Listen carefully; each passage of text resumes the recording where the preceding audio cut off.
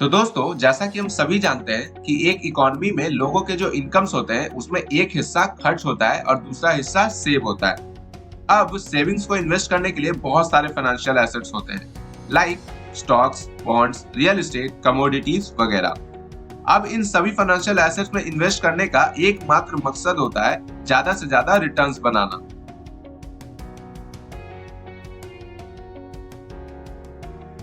अब बात करते हैं पोर्टफोलियो मैनेजमेंट की। तो पोर्टफोलियो मैनेजमेंट एक आर्ट है, एक ऐसे पोर्टफोलियो को बनाने की जिसमें रिटर्न्स ज्यादा से ज्यादा हो और रिस्क कम से कम। तो जैसा कि हम सभी जानते हैं कि सभी की रिस्क लेने की क्षमता एक जैसी नहीं होती। किसी को कम रिस्क चाहिए तो किसी को ज्यादा, तो किसी को बिल्कुल भी नहीं। वहीं दूसरी ओर कोई कम रिटर्न्स में भी खुश है तो कोई ज्यादा में भी ना खुश। तो इन सभी कारणों के कारण नीड आती है पोर्टफोलियो मैनेजमेंट की, जिसके लिए एक पोर्टफोलियो मैनेजर होता है जो इन्वेस्टर्स के रिस्क लेने की क्षमता और मनचाहे प्रॉफिट्स को ध्यान में रखते हुए एक ऐसा पोर्टफोलियो बनाता है जिससे इन्वेस्टर्स को उसकी रिस्क लेने की क्षमता के हिसाब से ज्यादा रिटर्न्स मिलता है। शॉर्ट में कहें तो एक पोर्टफोलियो मैनेजर का काम रिटर्न्स को बढ़ाने और रिस्क को घटाने का होता है। अब बात करते हैं टाइप्स ऑफ इन्वेस्टर्स की। तो मेनली दो तरह के इन्वेस्टर्स होते हैं, पहला इंडिविजुअल्स और दूसरा इंस्टीट्यूशंस। इंडिविजुअल्स की बात करें तो ये हम और आप जैसे लोग होते हैं जिनके पोर्टफोलियो का साइज बहुत छोटा होता है। Let's say 10,000, 1 lakh, even 10 lakh भी बहुत छोटी रकम होती है मार्केट में इन्वेस्ट करने के लिए। और इनमें से अधिकतर इन्वेस्टर्स की रिस्क लेने की क्षमता कम होती है, इसलिए ये गवर्नमेंट बॉन्ड्स या फिर एफडी वगैरह में इन्वेस्ट करते हैं। और जिन इन्वेस्टर्स की रिस्क लेने की क्षमता इनसे थोड़ी ज्यादा होती है वो इक्विटी मार्केट्स में इन्वेस्ट करते हैं। और इन इन्वेस्टर्स का पोर्टफोलियो समय समय पर बदलते रहता है। लाइक 25 साल के एज तक हम थोड़े ज्यादा रिस्क लेंगे, लेकिन जैसे जैसे हमारी जिम्मेदारी बढ़ेगी हम कम रिस्क लेने लगेंगे और 50 की एज आते आते हम रिस्क लेना छोड़कर एक फिक्स्ड रिटर्न वाले इन्वेस्टमेंट्स करने लगेंगे। उस समय हम कम प्रॉफिट्स में भी खुश रह लेंगे। हम में से मेजॉरिटी लोग यही करने वाले हैं, है ना। दूसरा, institutions.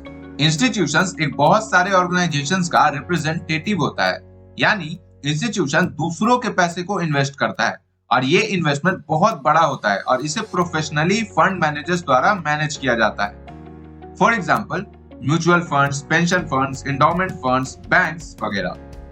Now coming to the types of institutions. Number 1, mutual funds.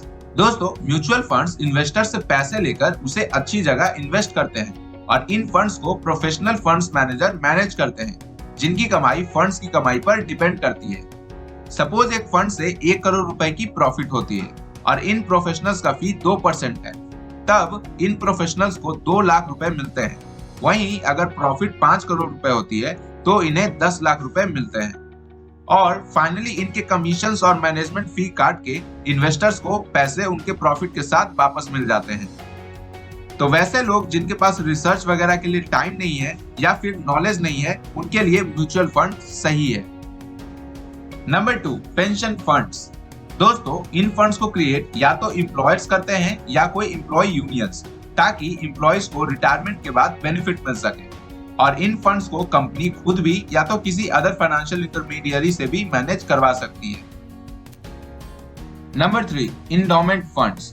दोस्तों, ये जनरली नॉन प्रॉफिट ऑर्गेनाइजेशंस होते हैं जो कि फंड्स को मैनेज करते हैं एक स्टेडी यानी कि कम रिटर्न्स बनाने के लिए, क्योंकि इनका पर्पस ऑफ इन्वेस्टमेंट रिस्क लेकर ज्यादा रिटर्न्स कमाना नहीं होता।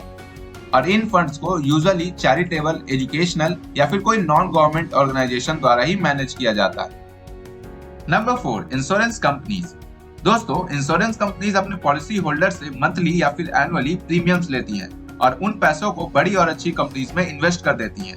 यह बहुत बड़ा अमाउंट होता है और ये पैसे आम लोगों के होते हैं, इसलिए इंश्योरेंस कंपनी ज्यादा रिस्क नहीं लेती और ये कुछ पैसे अपने पास भी रखती हैं ताकि इनके पॉलिसी होल्डर्स के करंट कैश फ्लो को मीट कर पाए। क्योंकि जैसा कि आप सभी जानते हैं कि आए दिन डेथ्स, एक्सीडेंट वगैरह होते रहते हैं और इन इंश्योरेंस कंपनीज को इन्हें पैसे देने होते हैं और फिर पॉलिसी की टेन्योर के कंप्लीट होने पर भी इन्हें लोगों को पैसे लौटाने होते हैं प्रॉफिट के साथ। Number 5, banks. दोस्तों, बैंक की जो इनकम होती है वो मेनली इंटरेस्ट से होती है, जो कि वे चार्ज करते हैं जिन्हें वे लोन देती है उनसे। एक्चुअली में बैंक हमसे पैसे डिपॉजिट लेती है और बदले में हमें बहुत कम इंटरेस्ट देती है और हमारे पैसों को ये हाई इंटरेस्ट रेट पर लोन प्रोवाइड कराती है। हालांकि ये सारे पैसे लोन नहीं देती, बल्कि कुछ पैसे अपने पास भी रखती है ताकि हमारे करंट कैश फ्लो नीड को मीट कर सके। बिकॉज एज यू नो, हमें पैसों की जरूरत पड़ती रहती है और हम बैंक से अपने पैसे निकालते रहते हैं। इसलिए बैंक्स को कुछ पैसे अपने पास या तो गवर्नमेंट की सिक्योरिटीज में भी इन्वेस्ट करना होता है, जो कि कम रिटर्न्स देती है। This is Amit Raj signing off.